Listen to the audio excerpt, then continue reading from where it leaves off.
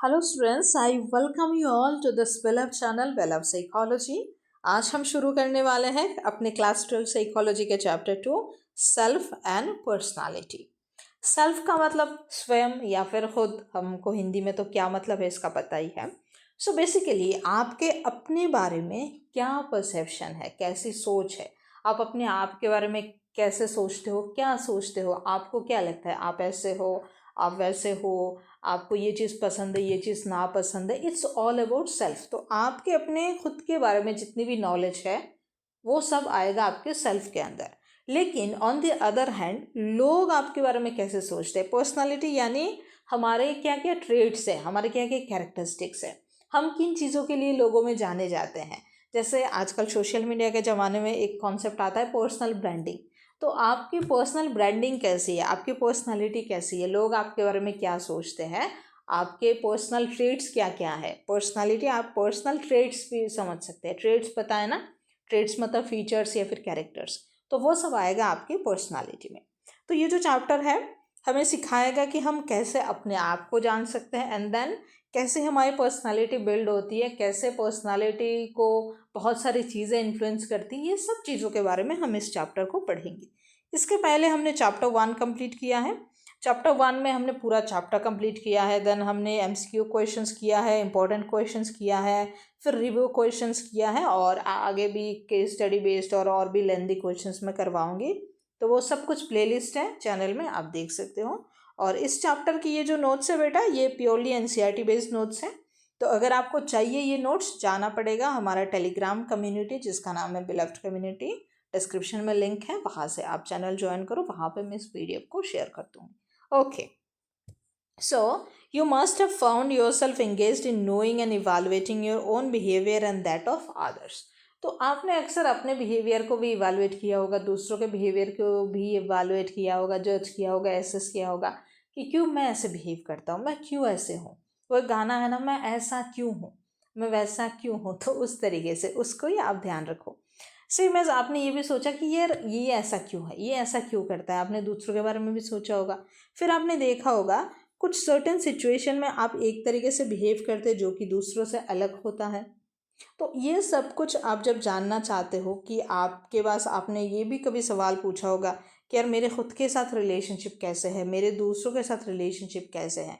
तो ये जो सारे एवालुएशन है, इनको जानने के लिए या फिर खुद के बारे में ये जो भी सवालात हमारे मन में होते हैं, उनको जानने के लिए साइकोलॉजिस्ट जिस कॉन्सेप्ट का यूज़ करते हैं उसको हम कहते हैं सेल्फ। Okay, got it. अब हम चलते हैं सेल्फ और पर्सनालिटी के ऊपर, उसके बाद हम कॉन्सेप्ट ऑफ सेल्फ पे जाएंगे। So self and personality refers to characteristics, ways in which we define our existence, the ways in which our experiences are organized and show up in our behavior। So self and personality अगर हम overall बोले तो कैसा है कि हमारे characteristics हैं, जिस तरीके से हम खुद को डिफाइन करते हैं। जैसे सेल्फ में हम क्या करते हैं, खुद को डिफाइन करते हैं, अपनी एग्जिस्टेंस को डिफाइन करते हैं। और पर्सनालिटी में उन एक्सिस्टेंस के वजह उन एक्सपीरियंस की वजह से हमारा बिहेवियर कैसा होता है, जिसकी वजह से लोग हमारे बारे में क्या सोचते हैं, लोग हमारे बारे में कैसा परसेप्शन रखते हैं, कैसी नज़रिया रखते हैं, उस वो हो जाता है हमारा personality. Okay, so same as यहाँ पे self, we know that different people hold different ideas about themselves. The ideas represent self of a person. तो एक पर्सन की खुद के बारे में जो आइडियाज़ है दैट इज़ उसका सेल्फ। एंड पर्सनालिटी में different people behave in different ways in given situation, but the behavior of a particular person from one situation to another generally remains fairly stable। तो अगर आप different different situation में भी आपका जो behaviour है, आपके जो रिएक्शन है वो स्टेबल है, दैट इज़ योर पर्सनालिटी, यानी वो आपकी पर्सनालिटी में है। मानो कोई इंसान बहुत ही काइंड है तो वो घर पे भी काइंडनेस दिखाएगा, ऑफिस में भी काइंडनेस दिखाएगा, सड़क पर कहीं पे चल रहा है वहाँ भी वो काइंडनेस दिखाएगा, यानी उसकी पर्सनालिटी में काइंडनेस है। और अगर उसको मन में लगता है कि मैं बहुत काइंड इंसान हूँ तो ये उसका सेल्फ है। ओके, मैं आई होप मैं समझा पाई हूँ। So such relatively stable pattern of behaviour represent the personality of that person. तो ये जो relatively stable pattern of behaviour होती है दैट इज उसका पर्सनालिटी। एग्जाम्पल जैसे एक्सट्रोवर्टेड, काइंड, हेल्पफुल, स्ट्रिक्ट, ये सब कुछ आएगा। ओके, अभी हमारा नेक्स्ट टॉपिक है concept of self. Okay, So from your childhood days, you may have developed some ideas about yourself, although you may not be aware of it. तो बचपन से ही हमारे मन में हमारे कुछ परसेप्शन, हमारे लिए कुछ आइडियाज डेवलप हो जाते हैं. किसी को पता रहता है, किसी को नहीं पता रहता है. You are aware of yourself in the same way you are aware of various objects in your surrounding environments, such as a chair, table in your room. तो आपको सेल्फ के बारे में वैसे ही पता होता है जैसे आपके रूम में कोई चेयर हो, टेबल हो, उसका पता रहता है ना, वैसे ही पता है. Then parents, friends, teachers and other significant person play a vital role in shaping a child ideas about self. तो जो पेरेंट्स होते हैं, फ्रेंड्स, टीचर्स, उन सब का भी बहुत इंपॉर्टेंट रोल होता है किसी बच्चे को अपने सेल्फ के बारे में क्या आइडिया होगा उसको शेप करने में.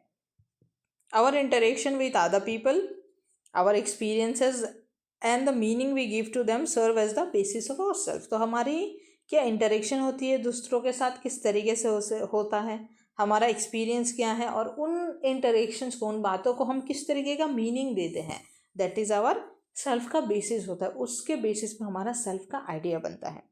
The structure of self is modifiable in the light of our own experience and the experience we have of other people. तो ये जो सेल्फ के बारे में आइडिया है उसको मॉडिफाई किया जा सकता है. जैसे अगर आपको लगता है कि आप बहुत एक डरपोक इंसान हो, आपके आइडिया खुद के बारे में ये है सेल्फ के बारे में, तो आप आगे जाके कुछ ऐसी चीज़ें कर सकते हो जिससे आपका डर निकल जाए. आप ऐसी चीज़ों की प्रैक्टिस कर सकते हो जिससे आपका डर निकल जाए और आप एक वैसे इंसान बन जाओ जो बहुत ही ब्रेव हो, डरपोक ना हो. तो इससे इससे क्या पता चलता है कि जो सेल्फ के बारे में आइडिया है वो मॉडिफाई किया जा सकता है. ओके. अब सेल्फ की ना अलग अलग तरीके की आइडेंटिटीज़ होती हैं. एक होता है पर्सनल आइडेंटिटी एंड दूसरा होता है सोशल आइडेंटिटी. सोशल आइडेंटिटी में क्या होता है, अच्छा मैं पर्सनल आइडेंटिटी को पहले बहुत बताती हूँ. Okay. So personal identity refers to those attributes of a person that makes her or him different from others.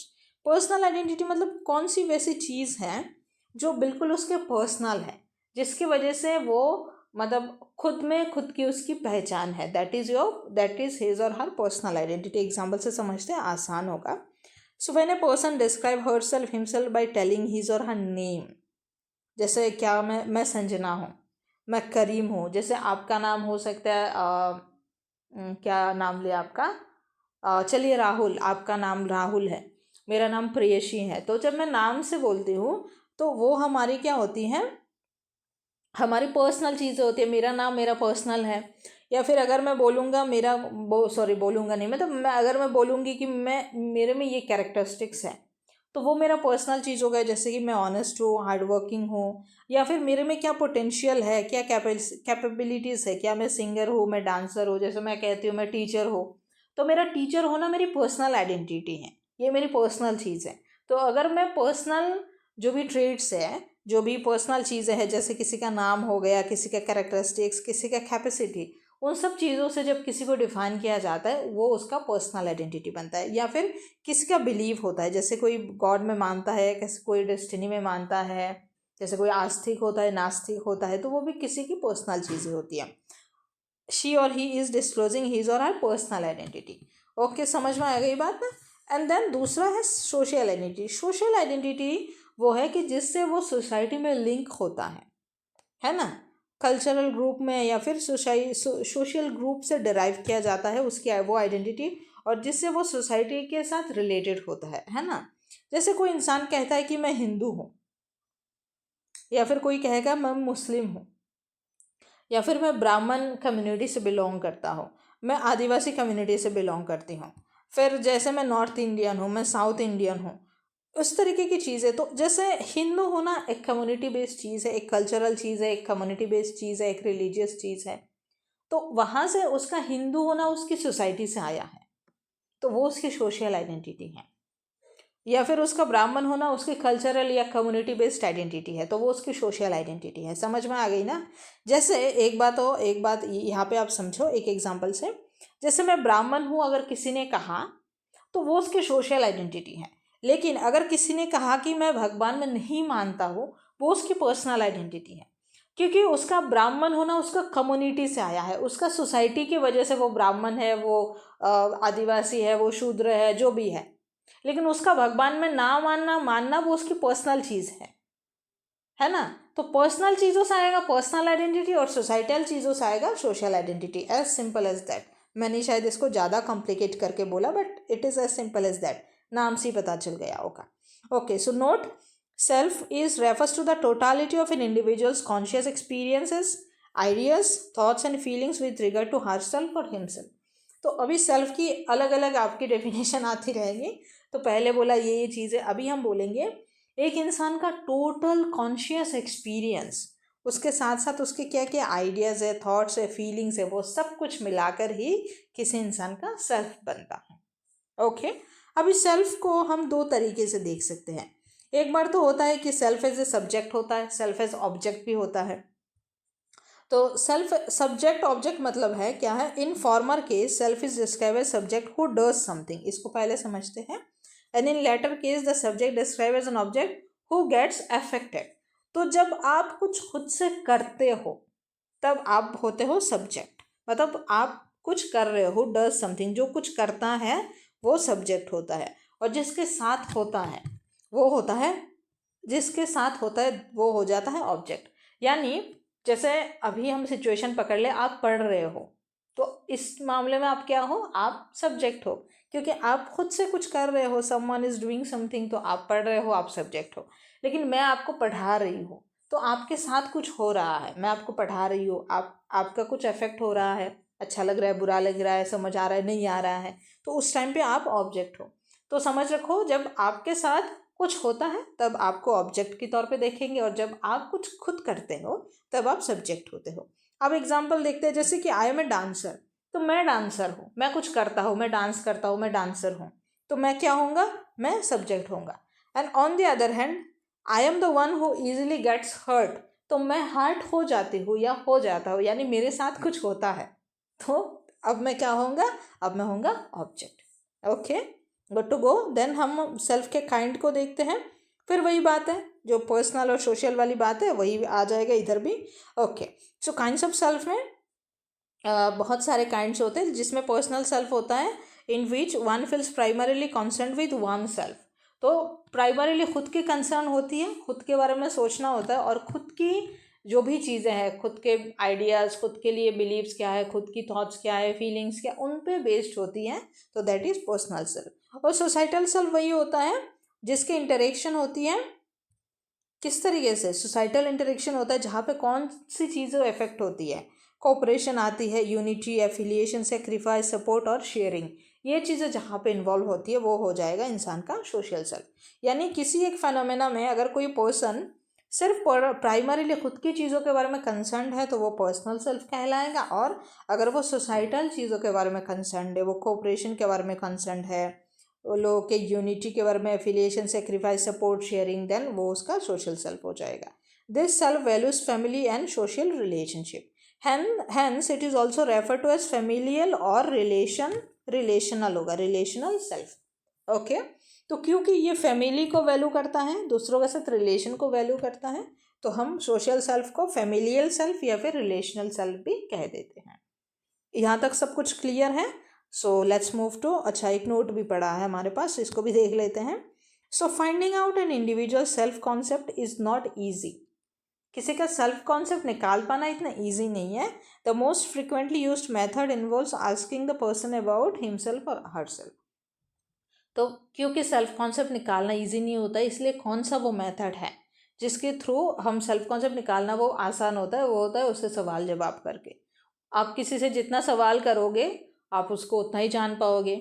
जैसे अभी आप लोग 12th वाले बच्चे हो, आप कुछ बच्चे ऐसे होंगे जो शायद किसी को डेट कर रहे होंगे, रिलेशनशिप में होंगे, तो आपको पता रहेगा जब आप शुरुआत में किसी इंसान से मिलते हो, जितना उससे बातें करते हो, जितना सवाल उससे पूछते हो, उतना ही आप उस इंसान को जान पाते हो, एंड इन दैट वे आपका उसके साथ एक फ्रेंडशिप बिल्ड होता है, एक बॉन्ड बनता है।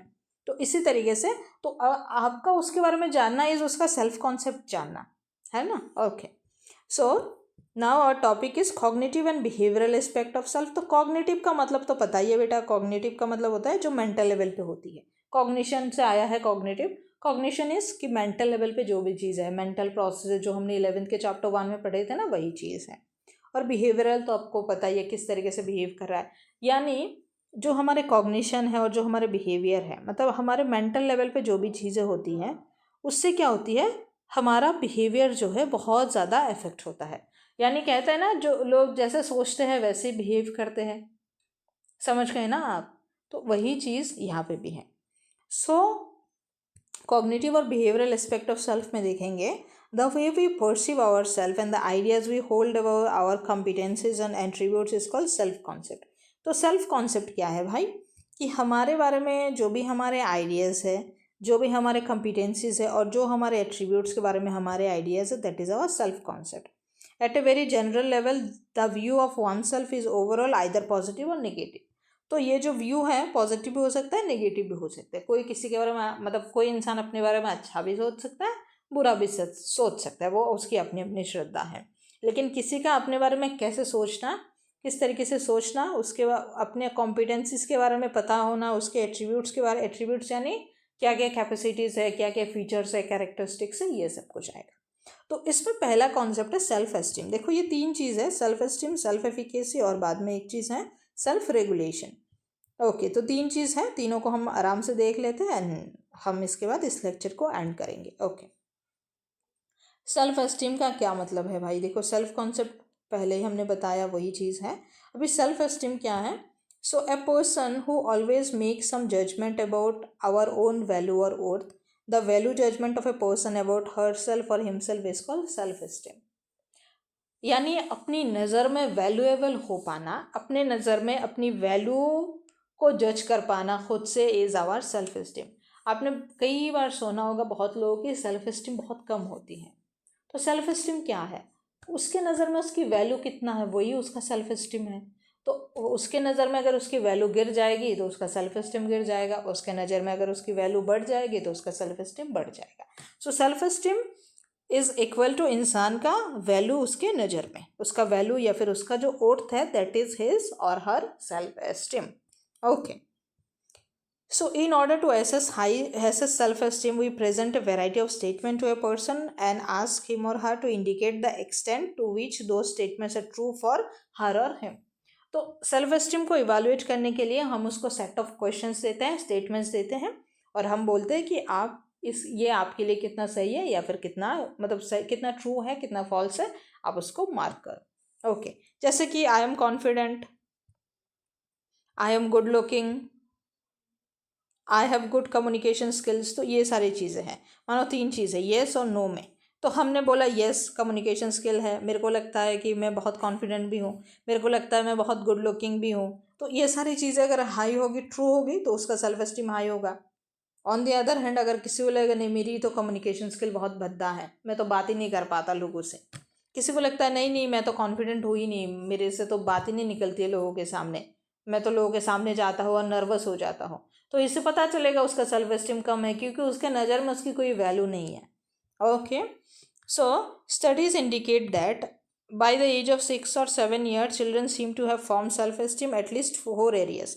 तो स्टडीज़ ये बताती है कि 6 या 7 साल तक इंसान के सेल्फ एस्टीम, सॉरी इंसान तो मतलब हाँ इंसान ही है, बट स्पेसिफिकली बच्चों की जो सेल्फ एस्टीम है वो क्या होती है, वो फॉर्म हो जाती है, 4 एरियाज में फॉर्म होती है।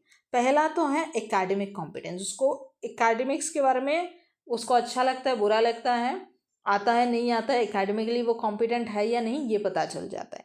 दूसरा है सोशल कॉम्पिटेंस, यानी सोसाइटल लेवल पे उसके फ्रेंड सर्कल में। देन आता है उसका फिजिकल और एथलेटिक कॉम्पिटेंस, कि उसका फिजिकल स्ट्रेंथ कितना है, स्टेमिना कितना है, स्पोर्ट्स में अच्छा है नहीं है।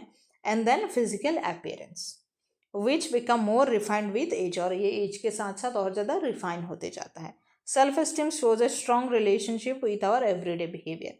सो सेल्फ एस्टीम का एक बहुत ही रिलेशनशिप है हमारे एवरीडे बिहेवियर में, यानी वही चीज़ है ना, हमको लगेगा हम वर्थ इट है, हम वैल्यूएबल है, तो हम बिहेव उस तरीके से करेंगे। हमको लगेगा कि हमारी तो कोई वैल्यू ही नहीं है, तो हम बिहेव भी अंडर कॉन्फिडेंट तरीके से करेंगे। वही बात है ना, बहुत सिंपल चीज़ है। ओके, सो इसके बाद हम थोड़ा ऐसा एग्जाम्पल देख लेते हैं भाई।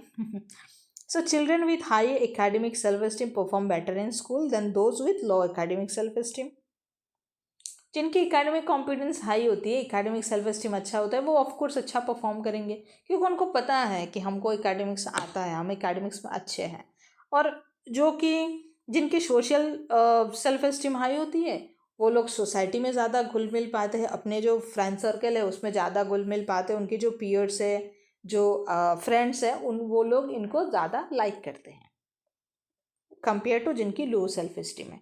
वही बात है ना, हर कोई चाहता है कि मेरा जो दोस्त है बचपन में, अभी जब आप बड़े होते हो, बड़े होने के साथ साथ बहुत चीज़ बदलती है, लेकिन जब छोटा रहता है कोई इंसान तो वो चाहता है कि अपने जो दोस्त है उसके साथ बात करे, हंसता रहे, खेलता रहे, ये सब चीज़ करे। तो जो बच्चा सोसाइटल मतलब सोसाइटी में जिसका सोशल सेल्फ एस्टीम जिसका अच्छा होगा, वो बहुत कॉन्फिडेंट होगा, लोगों से बात कर पाएगा, घुल मिल पाएगा, तो उसको दूसरा लोग पसंद करेंगे, दूसरे बच्चे उसके साथ फ्रेंडशिप करना चाहेंगे। तो ये बहुत बेसिक सी चीज़ है। देन स्टडीज़ में ये भी शो किया है कि जहाँ पे पॉजिटिव पेरेंटिंग होती है वहाँ पे बच्चों की सेल्फ एस्टीम हाई होने की चांसेस बहुत ज़्यादा होती है ना। और जिन बच्चों की पेरेंट्स ने उन बच्चों के लिए हमेशा डिसीजन लेना चाहा, उनको हमेशा पूरा मतलब ऐसे काबू में करके रखना चाहता है कि बच्चा क्या करेगा, कैसे क्या करेगा, कहाँ जाएगा, क्या पहनेगा, वो सब कुछ हम ही डिसाइड करेंगे। उनकी देखा गया है कि वो लोग लो सेल्फ एस्टीम के लिए सफ़र करते हुए देखा गया है उनको, क्योंकि उन्होंने अपने लिए अपना काम कभी किया ही नहीं, तो उनको अपने ऊपर भरोसा कभी आया ही नहीं। तो जब किसी का अपने ऊपर भरोसा आया ही नहीं, वो कैसे अपने आप को वैल्यूएबल समझेगा और कैसे कुछ चीज़ कर पाएगा, है ना। Okay, now next is self efficacy. तो सेल्फ एस्टीम हमने समझ लिया। सेल्फ एस्टीम का सीधा मतलब है कि हम अपने आप को वैल्यूएबल समझते ही नहीं, self esteem is equal to self value. Okay, then आपका आता है सेल्फ एफिकेसी। सेल्फ एफिकेसी का मतलब है कि हमारे अपनी कैपेसिटी के ऊपर कितना ज़्यादा बिलीव है, believe in his or her capacity to execute behaviour necessary to produce specific performance attainments. कि हमारे अपनी कैपेसिटी के ऊपर कितना बिलीव है कि अगर हम कोई पर्टिकुलर बिहेवियर को परफॉर्म करेंगे तो उसका परफॉर्मेंस अच्छा होगा और हम एक रिजल्ट तक पहुंच पाएंगे। सही बात है, मतलब अपनी कैपेसिटी के ऊपर कितना भरोसा है।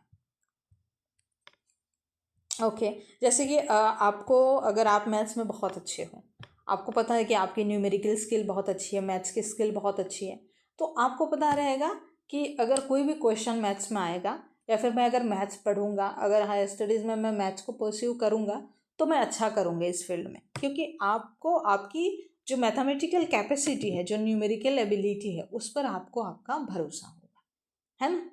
Okay, a person who believes that he or she has the ability or behavior required by a particular situation demonstrate high self-efficacy।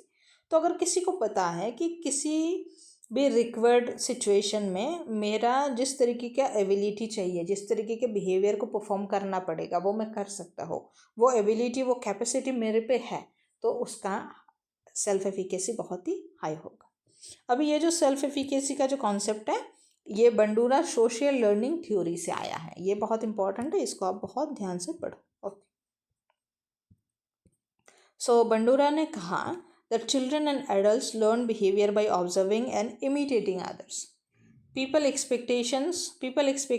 expectation of mastery or achievement and their conviction about their own effectiveness also determine the types of behavior in which they would engage as also the amount of risk they would undertake। तो ये बहुत important बात कह दी उन्होंने।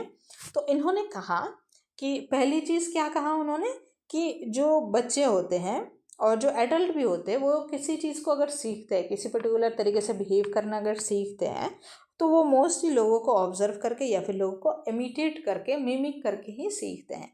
आपने देखा होगा ना कि बच्चे जो बड़े जो करते हैं वो बच्चे करने लगते हैं। जैसे आपने बहुत सारे ऐसे मीम्स देखे होंगे कि जैसे कोई मतलब बूढ़े दादू होंगे किसी के घर पे, तो वो दोनों हाथ पीछे लेके चलते हैं, तो कोई छोटा बच्चा उनको मिमिक करते करते वो हाथ पीछे लेके ऐसे चलता रहता है। ये मीम बहुत देखा है वीडियोस में, इंस्टा रील पे।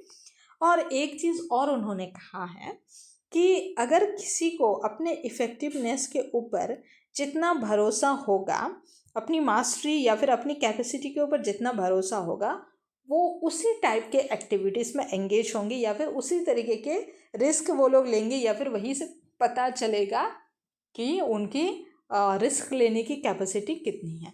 अब ये बहुत ही टफ बात हो गई है, लेकिन मैं आपको आसानी से समझाती हूँ। मैं मेरी ही एग्जांपल से समझाती हूँ।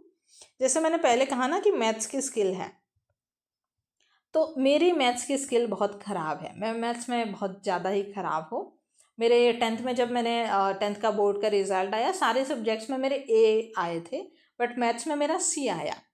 तो यहाँ से पता चला कि मेरी मैथ्स ख़राब है, यानी मैथमेटिकल स्किल पे, मैथमेटिकल कैपेसिटी पे मेरी कोई भरोसा रही नहीं है, मेरी कोई बिलीफ नहीं थी। इसलिए मैंने क्या किया, मैंने फिर 11 में बायो साइंस ले लिया। मैंने मैथ्स ऑप्ट नहीं किया, प्योर साइंस लिया ही नहीं। तो क्योंकि मेरा जो मास्टरी है या फिर मेरी जो इफ़ेक्टिवनेस है उसका नॉलेज मुझे था, इसलिए मैंने इंगेज ही नहीं किया ऐसी सब्जेक्ट के ऊपर या फिर ऐसे स्ट्रीम के ऊपर जहाँ पे मैथ्स था।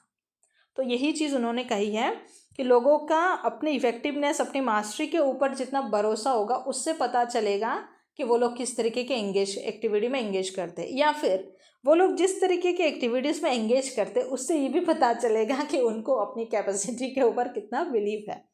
जैसे कि मैंने मैथ्स नहीं लिया, यानी मैंने मैथ्स रिलेटेड एक्टिविटी में एंगेज नहीं किया, इससे लोगों को पता चल गया कि मुझे मैथ्स नहीं आता है ना।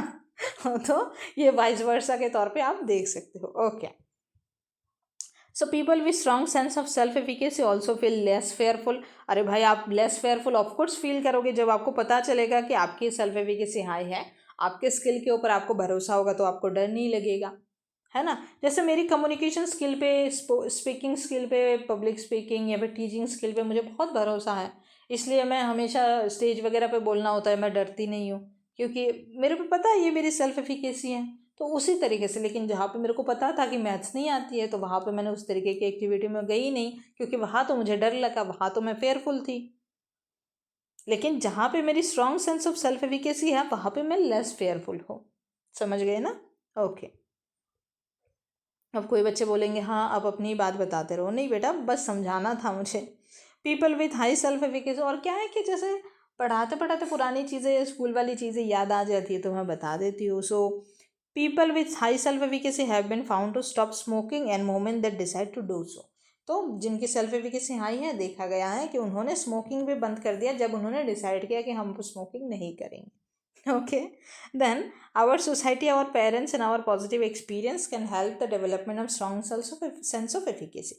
तो वही बात है कि अगर पॉजिटिव मॉडल्स हमारे सामने प्रेजेंट होंगे, हमारे सोसाइटी, पेरेंट्स और हमारे खुद के एक्सपीरियंस पॉजिटिव होंगे, तो हमारी सेल्फ एफिकेसी हाई हो जाएगी। ओके ओके, अब हमारा लास्ट टॉपिक है, हम चलते हैं, फिर हम पढ़ेंगे कल्चर और सेल्फ अगले दिन। सो सेल्फ रेगुलेशन, रेगुलेशन को तो पता ही है कि आप में अगर एबिलिटी है अपने आप को ऑर्गेनाइज रख पाने की, अपने आप को मॉनिटर कर पाएंगे, that is your self regulation. So जो लोग अपने बिहेवियर को चेंज कर सकते हैं according to the demands of the external environment, they are highly self monitoring. तो जो लोग जैसी स्थिति है वैसे ही अपना व्यवहार रख पाते हैं, जैसे सिचुएशन की डिमांड है उस तरीके से वो लोग अगर बिहेव करेंगे, तो हम कहेंगे कि उनकी सेल्फ रेगुलेशन की पावर बहुत हाई है, वो लोग सेल्फ रेगुलेट कर सकते हैं। और अगर जो ग्रेटिफिकेशन, कोई अगर ग्रेटिफिकेशन है उसको भी डिले कर पाना, सीख पाना, is also a kind of self control. अब सेल्फ रेगुलेशन में सेल्फ कंट्रोल भी आ जाएगा। तो आपको अगर पता है कि मेरे को जो ग्रेटिफिकेशन मिलने वाला है उसको अगर मैं थोड़ा डिले कर सकता हूँ और मैं कोई काम कर सकता हूँ, तो वो मेरा सेल्फ कंट्रोल है। जैसे कि आपको मानो गेम खेलना है, ओके, गेम खेलना है, लेकिन आपका होमवर्क बचा है, कल स्कूल में जो टीचर है वो होमवर्क देखेंगे, तो आपने ये गेम खेल के आपको जो ग्रेटिफिकेशन मिलने वाली है, जो खुशी मिलने वाली है, इसको आपने डिले किया और आपने पहले अपना होमवर्क कंप्लीट किया, उसके बाद आप गेम खेलने गए हो। तो यहाँ पे आपने क्या किया, आपने सेल्फ कंट्रोल दिखाया। तो आप अपने आप को रेगुलेट कर पाए, आपने सेल्फ कंट्रोल दिखाया। देन आपके जो लॉन्ग टर्म गोल्स है उसको फुलफिल करने में सेल्फ कंट्रोल एक बहुत बड़ा इंपॉर्टेंट रोल प्ले करता है। कैसे? जैसे अभी मैंने बोला कि आपको गेम खेलना है, लेकिन आपने पहले आपने स्टडी किया, तो आपने स्टडी की यानी आप लॉन्ग टर्म में आपको बेनिफिट होगा, है ना। तो आपने कंट्रोल करके पहले जो काम इम्पोर्टेंट है उसको किया, बाद में जिससे आपको खुशी मिलेगी, डोपामिन हाई होगा, वो काम किया, तो आपने कंट्रोल ही किया ना। तो ये आपके पढ़ाई करना तो लॉन्ग टर्म के लिए आसान है, ठीक है ना। ओके, अभी कुछ टेक्निक्स हैं सेल्फ को कंट्रोल करने की। सो पहला तो टेक्निक है कि हम अपने जो बिहेवियर है उसको ऑब्जर्व करें, देखें, और उसके बारे में इंफॉर्मेशन लेके हम कैसे बिहेव करें, किस तरीके से। जैसे अगर कोई ऐसा है जो बात बात पे गुस्सा करता है, इरिटेट हो जाता है, तो वो अपने आप को कैसे कंट्रोल कर सकते हैं। वो अपने आप को देख सकता है कि मैं ऐसा क्यों करता हूँ, अपने आप को ऑब्जर्व किया, फिर उसके बाद उसको चेंज किया, मॉडिफाई किया, है ना। इस तरीके से हो सकते हैं। दूसरा है सेल्फ इंस्ट्रक्शन। हम खुद को इंस्ट्रक्शन देंगे कि नहीं ऐसे नहीं करना है, ऐसे ही करना है, अभी ये करना नहीं है, अभी वो करना है। जैसे कुछ लोग सेल्फ टॉक करते हैं ना, सेल्फ टॉक या फिर पेप टॉक, ऐसे आपने सुना होगा। तो वो लोग खुद से बातें करके खुद को समझाते हैं कि नहीं ऐसे नहीं करना है, तो हम खुद को इंस्ट्रक्शन देते हैं। देन सेल्फ री इन्फोर्समेंट। री इन्फोर्समेंट का मतलब होता है रिवार्डिंग बिहेवियर्स दैट है प्लीजेंट आउटकम्स। तो री इन्फोर्समेंट का मतलब होता है कि जिस भी बिहेवियर से कोई अच्छा आउटकम आता है उस बिहेवियर को रिवॉर्ड करना। जैसे अगर आपने, जैसे मैंने पहले वाला बोला ना कि आपने पढ़ाई किया, आपने गेम को थोड़ा डिले किया, तो इससे अगर आपके टेस्ट में अच्छे नंबर आए तो आपने खुद को रिवॉर्ड किया कि चलो आज तो मेरे टेस्ट में नंबर अच्छे आएंगे, आज तो मैं पूरा टाइम गेम खेलूंगा, फिर आज तो मैं ये मूवी देखूंगा। तो इस तरीके से आपके खुद के मन में खुद आने लगेगा कि चलो यार अच्छा किया, फिर अपने आप को रिवॉर्ड दिया मैंने, तो मैं अभी और अच्छा करूंगा, और अच्छा रिवॉर्ड दूंगा। तो ये एक लूप की तरह चलता जाएगा। For example, you may go to see a movie with friends if you have done well in your examination। तो वही बात है जो मैंने कहा कि आपने एग्ज़ाम में अच्छा किया इसलिए आप मूवी देखने गए हो, यानी आपने रीइंफोर्स किया अच्छी आदतों को। Okay, so that's all. इसी के साथ हमारा पार्ट 1 ख़त्म होता है। कल्चर एंड सेल्फ हम नेक्स्ट क्लास में पढ़ेंगे। तब तक के लिए PDF के लिए जाना पड़ेगा आपको टेलीग्राम कम्युनिटी, जिसका लिंक डिस्क्रिप्शन में है।